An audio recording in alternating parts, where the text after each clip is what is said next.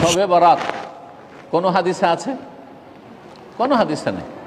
সব মানে রাত, আর বারাত মানে মুক্ত বা মুক্তি, মুক্তির রাত।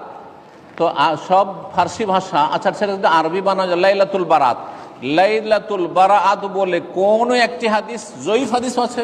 কিচ্ছু নেই। তাহলে বোঝা গেল যে এই শবে বরাতের প্রচলন ধর্মটি হচ্ছে ভারতীয় ধর্ম, ভারত উপমহাদেশের ধর্ম। এই ধর্মের আরব দেশের সাথে কোনো সম্পর্ক নেই, কোনো সম্পর্ক নেই। লাইলাতুল বারাত কোথাও খুঁজে পাবেন না আরব দেশে। কথা বোঝা গেছে? নিসফে শাবান সম্পর্কে, শাবানের 15, নিসফে শাবান মানে শাবানের অর্ধেক। নিসফে শাবান বলে যে হাদিসগুলি রয়েছে সেগুলি সবগুলি জয়ীফ না হয় জাল।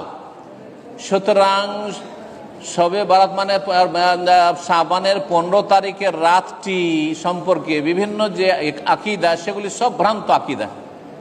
একমাত্র শাবান মাসে অনির্দিষ্ট রোজা আছে, তার মধ্যে 15 তারিখ, কিন্তু শুধু খাস করে 15 তারিখে রোজা রাখা দিনে আর রাত্রে নফল পড়া, এই মর্মে যে হাদিস জাল হাদিস, এটি হচ্ছে জাল, একবার মিথ্যা হাদিস, সহি নয়। জি।